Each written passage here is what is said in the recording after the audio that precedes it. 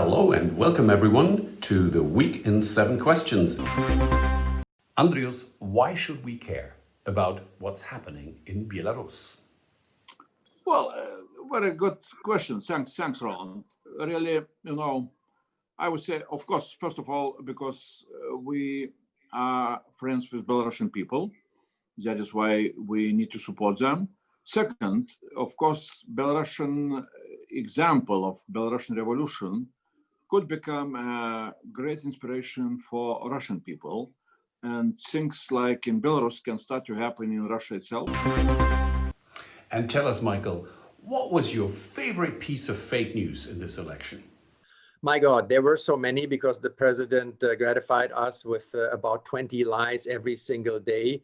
But I think the outrageous QAnon conspiracy theories about Joe Biden being a Satanist engaged in pedophilia and child trafficking shows that there are considerable amounts of people in the conservative fringes that live in a completely different galaxy. That's fascinating, but also at the same time extremely scary and frightening.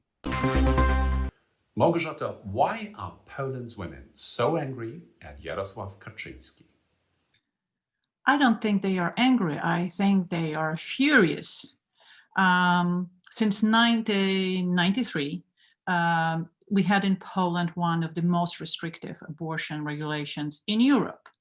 And now, in the middle of pandemic, the court introduces a near total abortion ban. The timing and the way it was introduced through the pseudo tribunal packed with Kaczynski supporters really outraged people. And what about the Parliament's insistence on a stronger emphasis on innovation? We have all changed our behavior during the pandemic. We consume more of some goods and services and less of some other goods and services. There will be no way back to our habits before the pandemic, one-to-one, and there will be no way back to the economic structures exactly as they existed before the pandemic.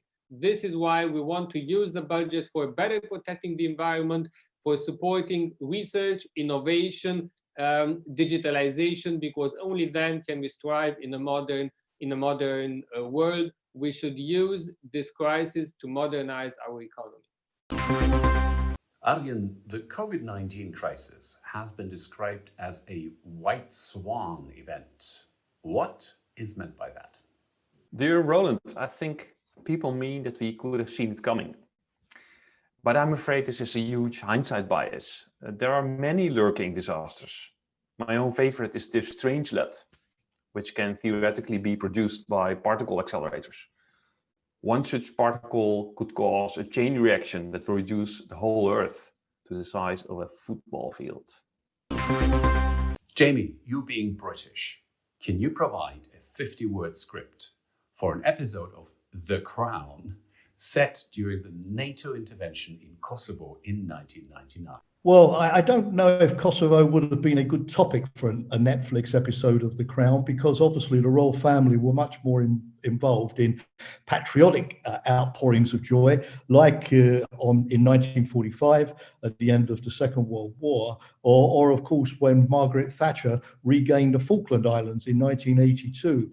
Kosovo was quite controversial in the UK. Some supported the humanitarian aspects of rescuing the Kosovo Albanians, while others, particularly the older generation, were quite horrified that NATO was intervening in Serbia, which had been an ally of the UK in World War I and World War II. So if the Crown had focused on Kosovo, I could imagine a lively debate between the older and the younger royals as to exactly whether NATO was doing the right thing or not. But I'm not sure it would have provided the drama that we've seen in other Crown episodes. And of course, the whole thing is fiction anyway, right?